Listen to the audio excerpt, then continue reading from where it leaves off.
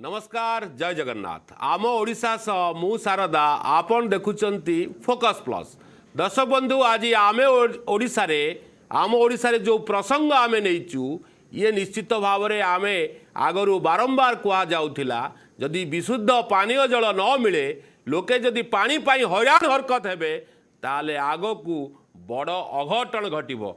आम ओडिशा रे पाखापाखि मासे तले आमे ए कथा अनेक जिल्ला रे देखैचु अनेक जगार चित्र देखैचु जे पानी पाई लोके किभली भाव में हंतसंत होउचंती। आज भी स्वाधीनतार अमृत महोत्सव परे आमे लोकंकु बुंदाए पानी देई पारुनु ता पाई आजिर परिस्थिति अति भयावह। दर्शक बंधु आकुने देखिबा आम ओडिशा रे एक स्वतंत्र उपस्थापना पानी पाई दंडिस।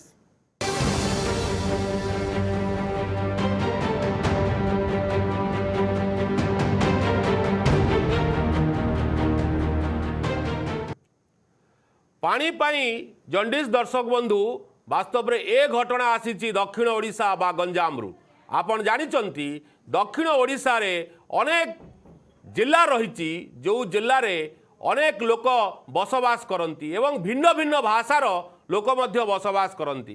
कह जाए जे दक्षिण ओडिशार जनसंख्या मध्य अधिक एवं समस्या मध्य अधिक किंतु या भितर जो चित्र आज सामना को आसूची किछि तथ्य मो जीएफएक्स माध्यम रखा चाहूँगी तापरे सो भितर को जीवा। गंजाम भंजनगर ब्लॉक बड़ कोदड़ा गाँव जंडिस प्रकोप गत 4 दिन में 6 जन शिशु आक्रांतक मध्य 3 बालिका और 3 बालक प्रथमे ज्वर बांति पर आखि हलदिया रक्त परीक्षा पर जंडिस चिन्हट कारण अस्पष्ट पानी नमूना संग्रह गाँव पहुंचला स्वास्थ्य विभाग टीम लोकंकु करा जाउची सचेतन वास्तव में लोकंकु सचेतन करा जाउची जे वर्तमान सुधा हुए तो कारण अस्पष्ट रही दर्शक बंधु किंतु लोकंकु सचेतन करा जाउची जेतेबेले नेड़ीगुड़ कहूणी की बोहीजिव सेतेबेले लोकंकु सचेतन किंतु लोकंक पाखरे विशुद्ध पानीय जल किए पहुँचेवा दरकार बा जो लोक पीवा पाई पानीय जल आवश्यक जो पानी लोके पी पारिबे से पानी आमे लोकंक पाखरे पहुँचे पारिलानु जेतेबेले खरार तापमात्रा 45 रु 47 डिग्री टेम्परेचर रहिला किंतु आज जेतेबेले पाखापाखि जहाँ सूचना आसूची 4 दिन रे 6 जन शिशु आक्रांत हेलेनी। ये चित्र जो विजुआल मु आपण टीवी स्क्रीन में रखा चाहूँगी दर्शक बंधु आपन देखुचंती ये चित्र होउची गंजाम भंजनगर ब्लॉक बड़ कोदंडा ग्राम रे व्यापुची जंडिस लोके हेलेनी आतंकित गत 4 दिन रे आक्रांत हेलेनी 6 जन शिशु सेथि मध्यरु 3 बालिका थिबा बेले अन्य माने मध्य बालक अछंती बा जो छोट छोट पिला माने वर्तमान आक्रांत होउचंती। ये आक्रांतक संख्या आगु को बढ़ी पारे किंतु डाक्तरी टीम पहुंचीचंती एवं नमूना परीक्षा करा जाउची पानी पाई यह एक बड़ समस्या होइची बोली आशा प्रकाश करा जाउची। दर्शक बंधु सूर्यप्रकाश चौधरी डॉक्टर सूर्यप्रकाश चौधरी मो सहित लाइव जोड़ी होती सार सहित आलोचना करवा। सार कार्यक्रम को आपन को स्वागत आपन अनेक थर आम टीवी माध्यम रे अनेक रोग विषय में सचेतनता रखिंट किंतु आज जो चित्र आमे गंजाम रे देखुचु बा भंजनगर देखुचु जंडिस हुए तो नमूना परीक्षा पे जाइछि पानी रो किंतु वास्तव में कौन कौन पाई लोकन को जंडिस रोग होता है।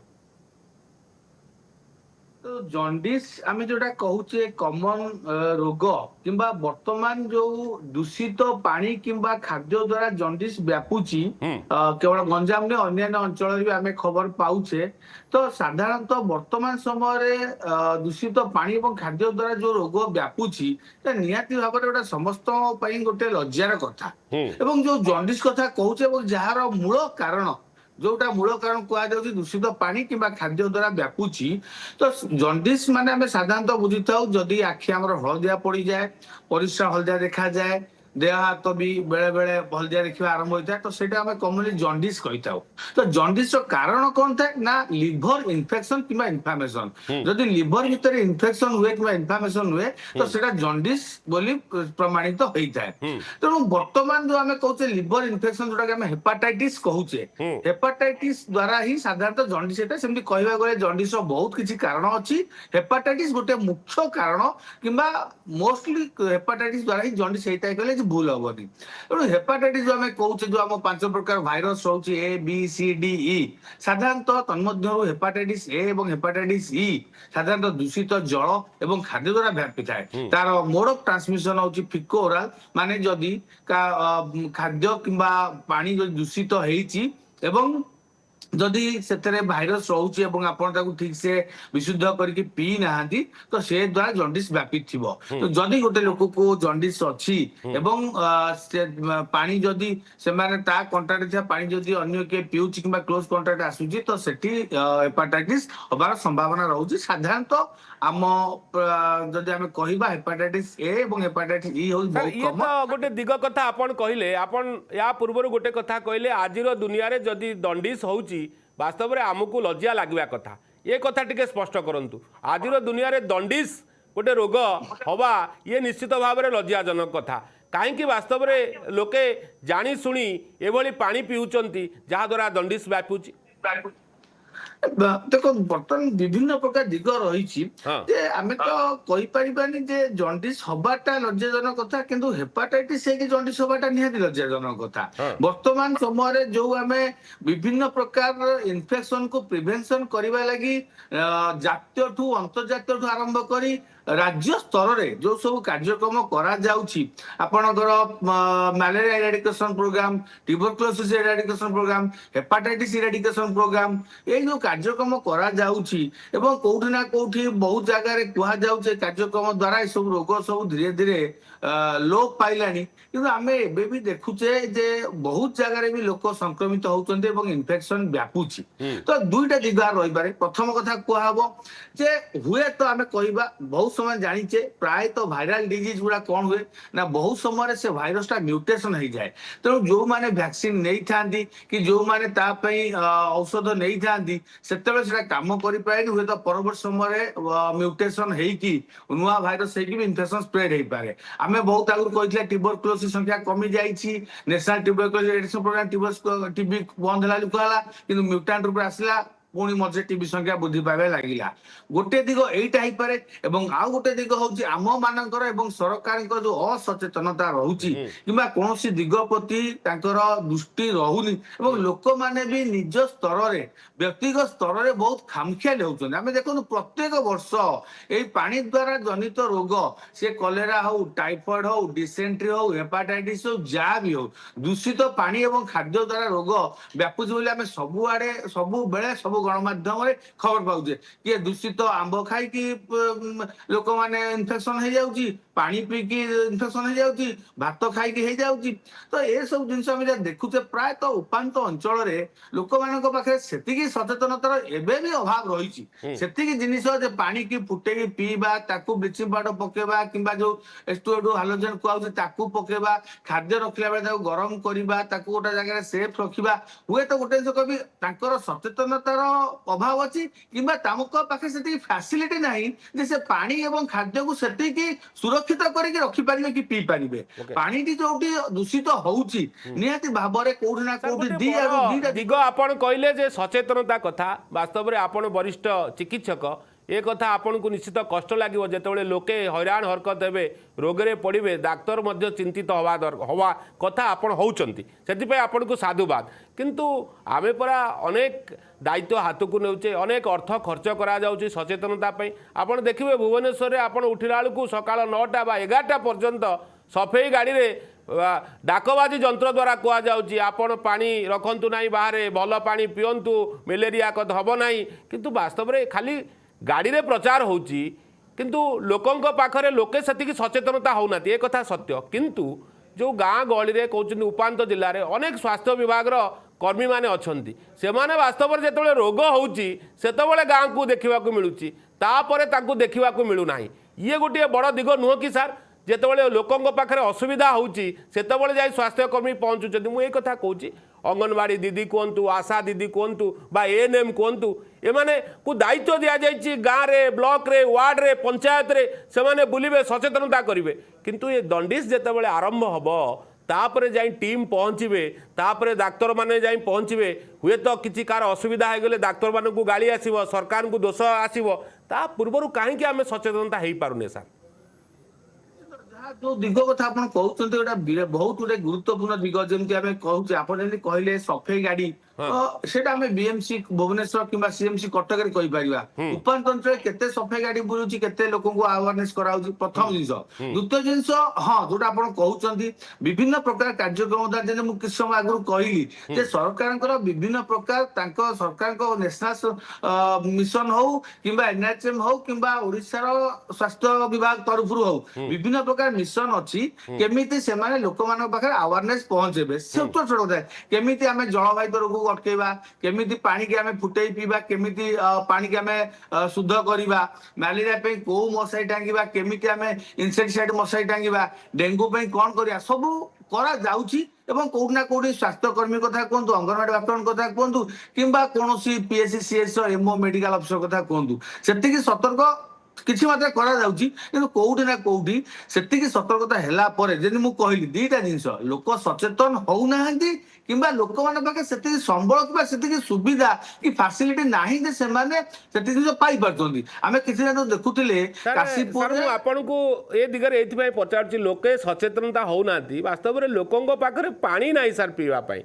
लोकंग पाखरे खटिकरी खाइबा पय समय नाही लोके आज भी कष्टर अच्छा अभावी मानठू अनेक कष्ट दुखरे अच्छा लोके लोके सचेतनता ए विषय केमिति हेबे ये कथा भी जानिबा दरकार। डॉक्टर बाबू आपंठू से जाना चाहूँगी लोके निजे खाइबा को पाऊना जितेबाला से शुद्ध खाद्य किभली पाइबे लोके टिके पानी पीवा को पाऊना आपड़ कहे शुद्ध पानी पीवा आक्वागार्ड पानी पीवा फुटेई पाइप पीवा ये भी गोटे बड़ दिग सर भाव देखु सेटा तो बर्तमान कटक भुवनेश्वर बड़ बड़ टाउन रही जी ना से इजिली कहीदे पार जो मैंने उपांचल रोचे से रायगड़ा कथा कहतु कौन गंजाम उपांचल कहतु कि बलांगीर कंधमाल उपांचल कथा कहतु से ठीक कथा आप लोक पाखे पीवा पानी तो कष्टर विशुद्ध पीवा पानी कि पानी जल पाइबा बहुत कष्टर तो से दायी किए रही दायी हूँ सरकार उत्तरदायित्व होमिति लोक पाखे से विशुद्ध पानी पहुंचाइबे केते डायरिया हौची लोक डेथ होला पर मुंडे बुद्धि पसुची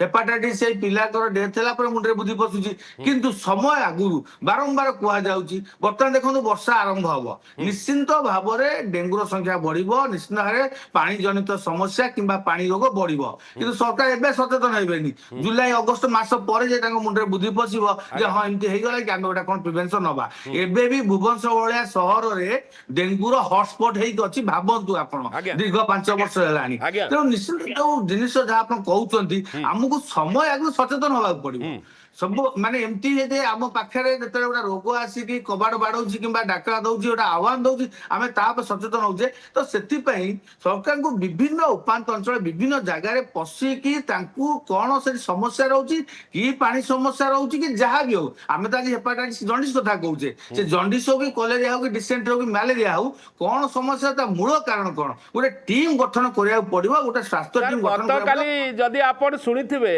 जे मुख्यमंत्री मोहन चरण माझी गोटे प्रतिक्रिया रखिले जे भुवनेश्वर सफेई रे 1 नंबर आउ गंजाम चिकिटिकी सफेई रे कले किंतु भल परिष्कार परिच्छन्नता अच्छी मुझे दिग को आपण को जाऊ नहीं से तो राजनीतिक दिग किंतु वर्तमान जो रोग आसी दंडिस वास्तव में वर्षा दिन आसूची आउ कौन कौन असुविधा हो पारे मुझे आपंठू सचेतनता जानवा चाहूँगी जो दर्शक देखिए सी भी आटलिस्ट सचेतन हे क्यों क्यों रोग हो पारे पानी पाई बा वर्षा पाई बा जो विशुद्ध खाद्य पाई ये वर्षा दिन में क्यों क्यों रोग सब हम जहाद्वारा सचेतन हे आटलिस्ट आपण माध्यम लोके वर्षा दिन आम जाचे जेकोसी जलवाहित रोग कथा कहूँ जदि आम जलवाहित रोग विषय आम कहवा କଲେରା ହେଲା, ଟାଇଫଏଡ ହେଲା, ଡିସେଣ୍ଟ୍ରି, ହେପାଟାଇଟିସ୍ ଏ ହଉ ସବୁ ମୁଖ୍ୟ ରୋଗ। ଯଦି ଆପଣ ଦୂଷିତ ଜଳ ପିଉଛନ୍ତି ବର୍ଷା ସମୟରେ ବିଭିନ୍ନ ଜାଗାରେ ଦୂଷିତ ଜଳ ମିଳିବ, କୋଉଠି ନଈ ବଢି ହେଇପାରେ ସେଠି ଆହୁରି ଦୂଷିତ ଜଳ ମିଳିବ, ତ ସେ ସମୟରେ ଏସବୁ ରୋଗ ହବାର ମୁଖ୍ୟତଃ ଡାଇରିଆ ଡିସେଣ୍ଟ୍ରି ମୁଖ୍ୟ ସମସ୍ୟା ପାଲଟିବ ଉପାନ୍ତ ଅଞ୍ଚଳରେ।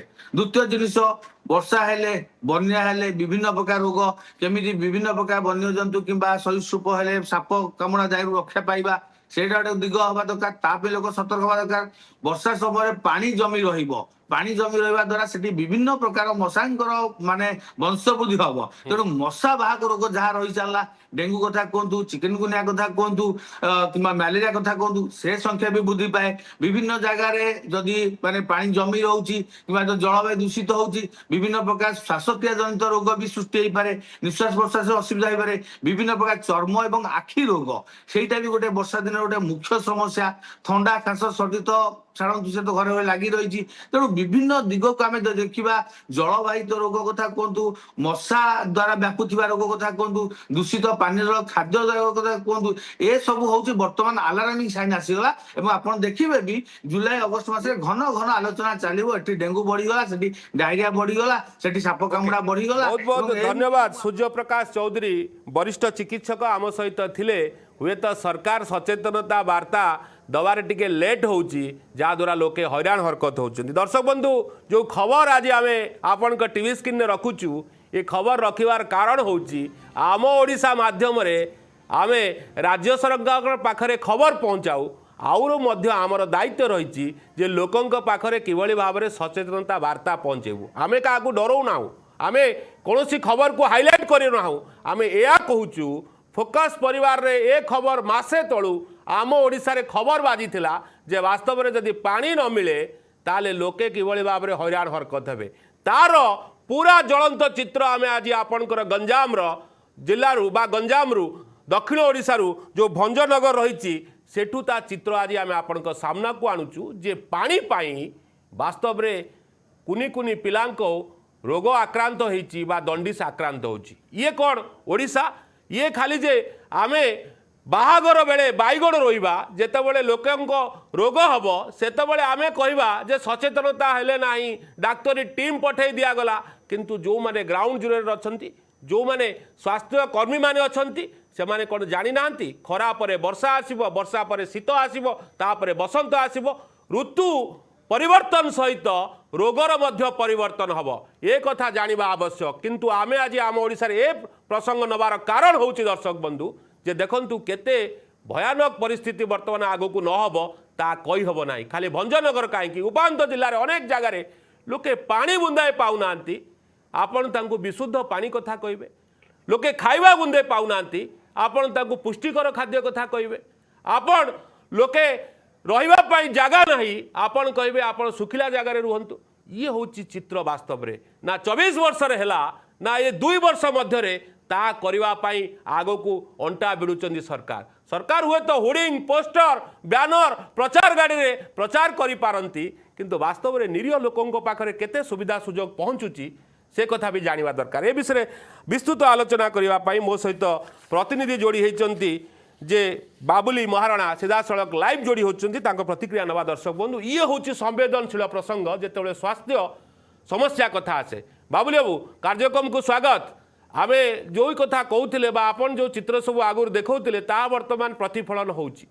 ହୁଏତ ମିରର ଭଳି ସାମ୍ବାଦିକମାନେ ପ୍ରତିକ୍ରିୟା ରଖନ୍ତି, ଅଇନାରେ ଯାହା ଦେଖିବେ ତାହା ହୁଏତ ଲେଫ୍ଟ ରାଇଟ୍ ହେଇଯାଇପାରେ, କିନ୍ତୁ କ୍ୟାମେରାରେ ଯାହା ଆପଣ କଏଦ କରିବେ ସେୟା ସତ୍ୟ। ଏ ସତ୍ୟ ଘଟଣା ବାସ୍ତବରେ କେତେ ଲୋକ ହଇରାଣ ହରକତ ହେଉଛନ୍ତି, ଆଉ ଗ୍ରାଉଣ୍ଡ ଜିରୋରେ ମୂଳ କାରଣ କ'ଣ? ହୁଏତ ନମୁନା ପରୀକ୍ଷା ହେବାକୁ ଯାଇଥାଇପାରେ ବା ପାଣି ପରୀକ୍ଷା ହେବାକୁ ଯାଇଥାଇପାରେ। ଗ୍ରାଉଣ୍ଡ ଜିରୋର ଚିତ୍ର କ'ଣ, ବାସ୍ତବତା କ'ଣ, କ'ଣ ପାଇଁ ଆଜି ଦଣ୍ଡିସ ଆରମ୍ଭ ହେଲା ବା ଦଣ୍ଡିସ ବ୍ୟାପିଲା? ବର୍ତ୍ତମାନ ଆମେ ଅଛୁ ଭଞ୍ଜନଗର ଯୋଉ ରହିଛି ବଡ କୋଦଣ୍ଡା ଗ୍ରାମରେ।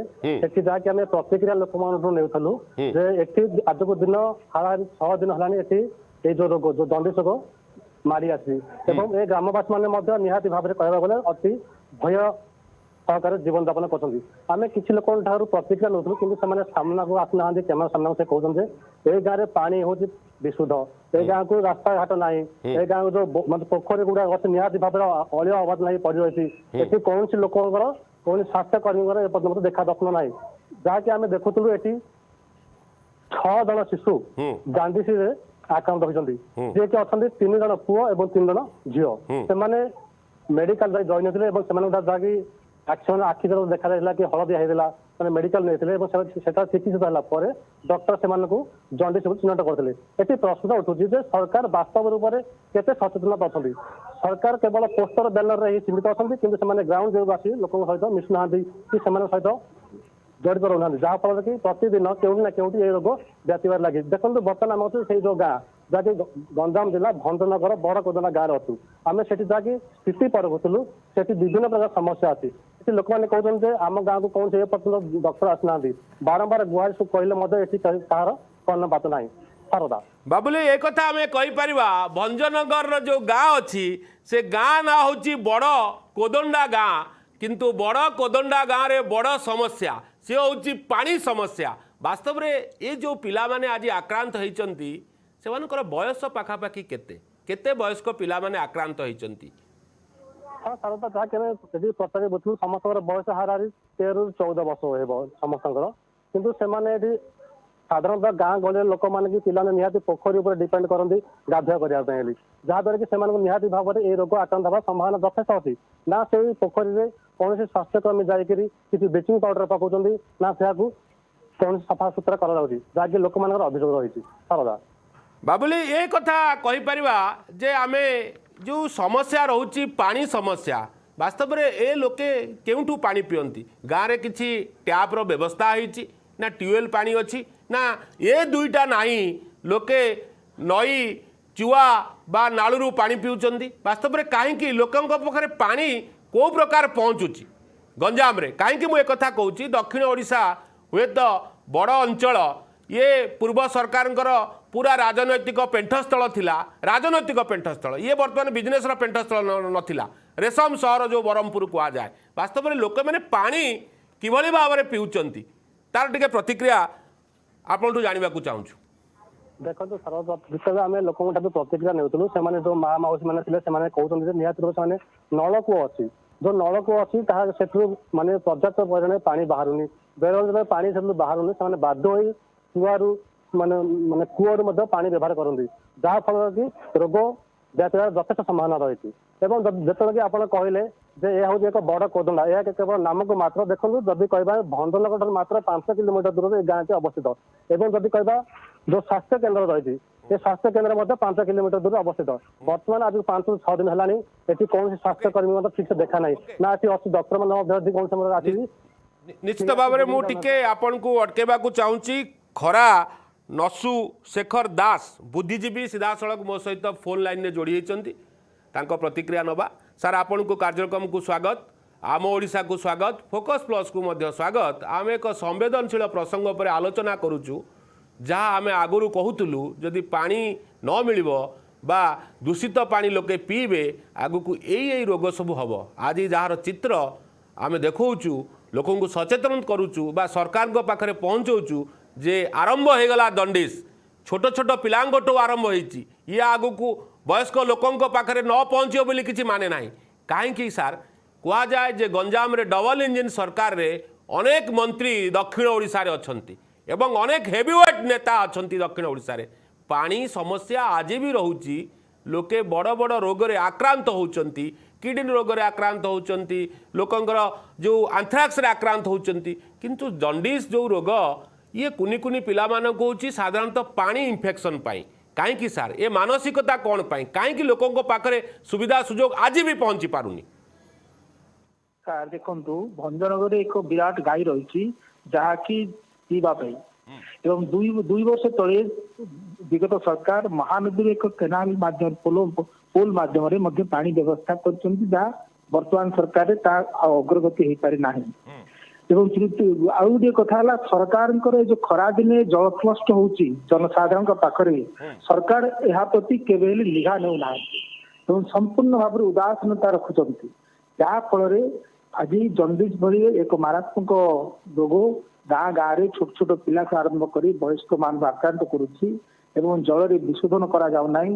ବିଭିନ୍ନ ଲୋକ ଜଳ ଅଭାବ ଯୋଗୁଁ ଘାଇ ବନ୍ଧ ନାଳ ଏଇସବୁ ପାଣି ନେଇ ବ୍ୟବହାର କରୁଥିବା ଯୋଗୁଁ ଆଜି ଜନସାଧାରଣ ବଡ କୋଦଣ୍ଡା ଭଳି ଏକ ଜନବହୁଳ ଗାଁରେ ଆଜି ଜଣ୍ଡିସର ମାରାତ୍ମକ ବ୍ୟବସ୍ଥା ରହିଛି ଏବଂ ଯୋଉ ବର୍ତ୍ତମାନ ସରକାର ଚାଲିଛି ଏକ ଡବଲ ଇଞ୍ଜିନ ସରକାର ନାହିଁ, ଏଠି ଇଞ୍ଜିନ ହିଁ ନାହିଁ, ଖାଲି ନାକୁ ମାତ୍ର ଗୋଟେ ଡବଲ ଇଞ୍ଜିନ ସରକାର, ଅପାରଗ ସରକାର, ଦୁର୍ନୀତି ସରକାର, ବ୍ୟବସାୟୀ ସରକାର ଏବଂ ଏକ ରଙ୍ଗ ବୋଳା ମିଛ କୁହା ସରକାର। ତେଣୁ ସରକାରଙ୍କୁ ତ ଲୋକ ବାଛିଛନ୍ତି, 5 ବର୍ଷ ପର୍ଯ୍ୟନ୍ତ ତାଙ୍କ କଷ୍ଟ ସହିବାକୁ ପଡିବ ଏବଂ ଆଜି ପର୍ଯ୍ୟନ୍ତ ସେଟାକୁ ଆମର ପ୍ରଶାସନ ସେଠି ପହଞ୍ଚି ନାହିଁ କି ସେମାନଙ୍କୁ ପ୍ରତିକାର ବ୍ୟବସ୍ଥା କରାଯାଇ ନାହିଁ କି ଜଳର ବ୍ୟବସ୍ଥା ମଧ୍ୟ ଗାଁକୁ ଟ୍ୟାଙ୍କର ମାଧ୍ୟମରେ ଜଳ କେମିତି ଯୋଗାଡ଼ କରାଯାଇ ପାରିବ ଜନସାଧାରଣଙ୍କ ପାଖରେ ସେ ବ୍ୟବସ୍ଥା ମଧ୍ୟ କରାଯାଉ ନାହିଁ। ଆମେ ସାର୍ ଗତ କାଲି ଆପଣ ଦେଖିଥିବେ ମୁଖ୍ୟମନ୍ତ୍ରୀ ଯେତେବେଳେ ଅଭିଭାଷଣ ରଖୁଥିଲେ 12 ବର୍ଷର ପୂର୍ତ୍ତି ପାଳନ କଥା ନରେନ୍ଦ୍ର ମୋଦିଙ୍କର ଏବଂ ମୁଖ୍ୟମନ୍ତ୍ରୀ କହିଲେ ଗଞ୍ଜାମ ଜିଲ୍ଲାର ଗୋଟିଏ ଚିକିଟି ଜାଗାକୁ ସ୍ୱଚ୍ଛତା ବୋଲି କୁହାଗଲା, ପରେ ଆଗକୁ 1 ନମ୍ବର ରଖାଗଲା। ବାସ୍ତବରେ କ'ଣ ଗଞ୍ଜାମ ଜିଲ୍ଲାରେ ଏଭଳି ଘଟଣା ଘଟୁନାହିଁ, ପାଣି ଉନ୍ଦାଏ ମିଳୁନାହିଁ? ଗଞ୍ଜାମ ଜିଲ୍ଲାର ସବୁଠୁ ମୁଖ୍ୟ ସହର ହଉଛି ଭଞ୍ଜନଗର ଏବଂ ଭଞ୍ଜନଗର ହଉଛି ସବୁବେଳେ ଏକ ଜିଲ୍ଲା ମାନ୍ୟତା ପ୍ରଦାନ କରିବା ପାଇଁ ଆମେ ଏଠି ଗୁମସର ଜିଲ୍ଲା ମାନ୍ୟତା ପ୍ରଦାନ କରିବା ପାଇଁ ବାରମ୍ବାର ଦାବି ହୋଇଛି ଏବଂ ଚିକିଟି ଠାରୁ ଏହି ସହର ବହୁତ ପୁରାତନ ସହର, ଏଠାରେ ଲୋକ ଏଠି ସବୁ ସୁବିଧା ପ୍ରଶାସନର ଏଠି ସବ ଡିଭିଜନ ହେଡକ୍ୱାର୍ଟର ହେଲେ ମଧ୍ୟ ଏଠି ସବ କଲେକ୍ଟର ରହୁଛନ୍ତି, ଶିକ୍ଷା ସ୍ୱାସ୍ଥ୍ୟ ବିଭାଗର ସିଡିଏମଓ ଏସଡିଏମଓ ଆପଣ କହିଲେ ଖାଲି ଜିଲ୍ଲା ଦାବି କରିଦେଲେ ଯେ ସବୁ ସୁବିଧା ସୁଯୋଗ ହେଇଯିବ, ଏ କଥା କ'ଣ ସତ୍ୟ? ଖାଲି ଜିଲ୍ଲା ମାନ୍ୟତା ଦେଇଦେବେ ସରକାର? ଜିଲ୍ଲାର ମାନ୍ୟତା ଦେବା ପୂର୍ବରୁ ତାର ଯେଉଁ ଭୌଳିକ ଭିତ୍ତିଭୂମି, ତାର ଯେଉଁ ନିହାତି ଆବଶ୍ୟକତା ଜିନିଷ ବା ଯେଉଁ ଲୋକଙ୍କର ସାଧାରଣ ଅଧିକାର ବା ଲୋକଙ୍କର ମୌଳିକ ଅଧିକାର ତାହା ବି ଦେବା ଆବଶ୍ୟକ। କୁହନ୍ତୁ। କିଛି ଡବଲ କହିଲି ନା ସାର୍, ଡବଲ ଇଞ୍ଜିନ ଏକ ନାମ ମାତ୍ର ସରକାର, ଏଠି ଇଞ୍ଜିନ ହିଁ ନାହିଁ। ଆର ମୁଖ୍ୟ ଇଞ୍ଜିନ ରହିଲେ ନରେନ୍ଦ୍ର ମୋଦି ଓ ଅମିତ ଶାହ, ଏଠି କିଛି କିଏ ବୁଝିବାର ନାହିଁ। ନା ମୋହନ ଚରଣ ମାଝୀ ବୁଝୁଛନ୍ତି ନା କିଏ ବୁଝୁଛନ୍ତି, ଯାହା ବୁଝିବେ ଅମିତ ଶାହ କହିବେ ଆଉ ମୋଦି କହିଲେ ଏଠି ଭାରତ ଓଡିଶାରେ କିଛି ହବ। ଆଉ ସେମାନେ ଯାହା କହିବେ ଏଇ ଯୋଉ ପ୍ରଶାସନ ଅଛନ୍ତି ଏମାନେ ଯାହା ରାଜନୀତି ନେତା ଆମ ସହିତ ବରିଷ୍ଠ ଡାକ୍ତର ଥିଲେ ବା ସୂର୍ଯ୍ୟପ୍ରକାଶ ବାବୁ ପ୍ରତିକ୍ରିୟା ରଖୁଥିଲେ। ପ୍ରଥମେ ସଚେତନତା ଆମେ କରୁଥିଲୁ ଲୋକଙ୍କୁ। ମୁଁ ଜାଣିବାକୁ ଚାହୁଁଛି ଆପଣଙ୍କଠୁ ସାର୍, ଆଜି ଯେତେବେଳେ ପରିସ୍ଥିତି ସୃଷ୍ଟି ହେଲା ସେ କହିବା କଥା ଲୋକେ ସଚେତନ ହେଉନାହାନ୍ତି, ସରକାର ସଚେତନ ପାଇଁ ହଜାର ହଜାର ଲକ୍ଷ ଲକ୍ଷ ଟଙ୍କା ଖର୍ଚ୍ଚ କରୁଛନ୍ତି। ଦ୍ୱିତୀୟ କଥା ହେଲା ଅନେକ ଆଶା ଦିଦିଠୁ ଆରମ୍ଭ କରି ଅଙ୍ଗନବାଡ଼ି ଦିଦିଙ୍କଠୁ ଆରମ୍ଭ କରି ଏଏନ୍ଏମ୍ ପର୍ଯ୍ୟନ୍ତ ଅନେକ ସ୍ୱାସ୍ଥ୍ୟକର୍ମୀ ଗାଁରେ ଜଡ଼ିତ ଅଛନ୍ତି ବା ପଞ୍ଚାୟତରେ ଜଡ଼ିତ ଅଛନ୍ତି। ସେମାନଙ୍କର ଭୂମିକା ରହିବା ଦରକାର ଯେ ବର୍ଷା ଦିନ ଆସିବା ପୂର୍ବରୁ ପରିମଳ ପରିବେଶ ଏ କଥା ଦେଖିବା କଥା। ବାସ୍ତବରେ ସେମାନେ ଦେଖୁଛନ୍ତି ନା ନାହିଁ? କିଛି ଦେଖୁନାହାନ୍ତି। କୌଣସି ସରକାର ପ୍ରଶାସନିକ ସ୍ତରରେ କୌଣସି ଠିକ ଭାବରେ କୌଣସି କାମ ଚାଲି ନାହିଁ। ସମସ୍ତେ ସ୍ଥାନ ପାଲଟି ଯାଇଛନ୍ତି। ପୂର୍ବ ସରକାର ଯେମିତି କ୍ରିୟାଶୀଳ ଥିଲା ସେ କେବଳ କାଗଜ କଲମ ଘୋଷଣାନାମା ଏବଂ ନିଶ୍ଚିତ ଭାବରେ ଆପଣ ଯେଉଁ ପ୍ରତିକ୍ରିୟା ରଖୁଛନ୍ତି ତାର ଚିତ୍ର ଏହା ସ୍ପଷ୍ଟ କରୁଛି ଆମେ ଖାଲି ଯୋଜନା ଏସି ରୁମ୍ରେ ବସି ଲୋକସଭା ଭବନରୁ ପଠେଇଲେ ହେବ ନାହିଁ। ଗ୍ରାଉଣ୍ଡ ଜିରୋରେ କ'ଣ ହେଉଛି ତା ମଧ୍ୟ ତଦାରଖ କରିବାର ନିହାତି ଆବଶ୍ୟକ ଅଛି। ଆଜି ହୁଏତ 6 ଜଣ ଆକ୍ରାନ୍ତ ହୋଇଛନ୍ତି। ଏମାନେ ଆଶୁ ଆରୋଗ୍ୟ ଆମେ କାମନା କରୁଛୁ ଆମ ପରିବାର ତରଫରୁ, ଫୋକସ୍ ପ୍ଲସ୍ ପରିବାର ତରଫରୁ। କିନ୍ତୁ ଏ ରୋଗ ଆଗକୁ ନ ବଢ଼ୁ, ଆଉ ଅନ୍ୟ କେଉଁ ଜିଲ୍ଲାକୁ ନ ଯାଉ। ବହୁତ ବହୁତ ଧନ୍ୟବାଦ ସାର୍ ଆପଣଙ୍କର ତମାମ ଆଲୋଚନା ପାଇଁ। ମୋ ସହିତ ବାବୁଲି ଅଛନ୍ତି ସିଧାସଳଖ ଲାଇଭ୍। ଶେଷ ପ୍ରତିକ୍ରିୟା ବାବୁଲି ଆପଣଠୁ ଜାଣିବାକୁ ଚାହିଁବି ଯେ ବାସ୍ତବରେ ଯେଉଁ ଟିମ୍ ପହଞ୍ଚିଛି କେତେ ତତ୍ପରତା ଦେଖାଇଛନ୍ତି ବା କେତେ ବର୍ତ୍ତମାନ ସୁଦ୍ଧା ସଚେତନ କରାଯାଉଛି, ଲୋକଙ୍କୁ ସଚେତନ କରାଗଲାଣି ନା ନାହିଁ ଏବଂ ଲୋକଙ୍କୁ ବିଶୁଦ୍ଧ ପାନୀୟ ଜଳ ପିଇବା ପାଇଁ ବା ଦେବା ପାଇଁ ଲୋକଙ୍କ ପାଖରେ କିଛି ସୁବିଧା ସୁଯୋଗ ପହଞ୍ଚେଇଲେ ନା ନାହିଁ ସରକାର? ଦେଖନ୍ତୁ ସାର୍, ଯାହାକି ଆମକୁ ପ୍ରତିକ୍ରିୟା ଗାଁରେ ମିଳିଲା କିଛି ମାତ୍ର ଯୋଉ ଅଛନ୍ତି ଏଠି ସ୍ୱାସ୍ଥ୍ୟକର୍ମୀ ଆଶାକର୍ମୀ ମାନେ କୁହନ୍ତୁ, ଏମାନେ ହିଁ ଆସିଥିଲେ ଏବଂ ଏମାନେ ଆସି ଲୋକମାନଙ୍କୁ କିଛି ବୁଝାସୁଝା କରି ସେମାନଙ୍କୁ ନେଇଥିଲେ। ଯଦି ସଚେତନତା କଥା କହିବା କେବଳ କାଗଜ କଲମରେ ହିଁ ସଚେତନତା ରହିଛି ସାରଦା। ଓକେ, ବହୁତ ବହୁତ ଧନ୍ୟବାଦ। ବାବୁଲି ମହାରାଣା ପ୍ରତିକ୍ରିୟା ରଖୁଥିଲେ ଭଞ୍ଜନଗରରୁ ଯେ ବାସ୍ତବରେ ଦଣ୍ଡିସ୍ ବର୍ତ୍ତମାନ ଏକ ମାରାତ୍ମକ ରୋଗ। ଏହା ହୁଏତ ଭଲ ହୋଇଯାଇପାରେ କିନ୍ତୁ ଏହା ସଚେତନତା ଅଭାବ ବା ପାନୀୟ ଜଳର ଅଭାବ ପାଇଁ ଏଭଳି ଘଟଣା ଦେଖିବାକୁ ମିଳୁଛି। ଯେଉଁ ଚିତ୍ର ଆଜି ଆମେ ଆପଣଙ୍କ ସାମ୍ନାରେ ରଖିଲୁ ବା ରାଜ୍ୟବାସୀଙ୍କ ସାମ୍ନାରେ ରଖୁଛୁ ଦର୍ଶକ ବନ୍ଧୁ, ତାର କାରଣ ହେଉଛି ଇଏ ସଚେତନତା। ଇଏ ଯେ ଖାଲି କି ଦୋଷ ନୁହଁ, ଏଥିପାଇଁ ଦାୟିତ୍ୱବାନ ହେବା ଦରକାର ସରକାର। ମୋତେ ଯେତେ ମାଠିବୁ ମା ଆଠେ, ମୁଁ ସେଇ ଦରପଡ଼ା କାଠରେ ଯଦି ରହିବେ ତାହେଲେ ଡବଲ ଇଞ୍ଜିନ ସରକାରର ଡବଲ ବିକାଶ जो 2036 2047 ए कथा कुआଯାଉଛି ता निश्चित धुआं बाण हो दर्शक बंधु लोकंकु तांकर मौलिक अधिकार मौलिक सुविधा सुजोग जोगे दबा दरकार आमे स्वास्थ्य मंत्री को तुरंत अनुरोध करुचु आम शो माध्यम रे गोटे टीम पठा जाऊ एवं एक्सपर्ट टीम पठा जाऊ एवं जो माने कार्य रे अवहेला करिसंती जो अधिकारी माने पानी देई पारनांती तांको ऊपर मध्य दृढ़ कार्यानुष्ठान ग्रहण करा जाऊ।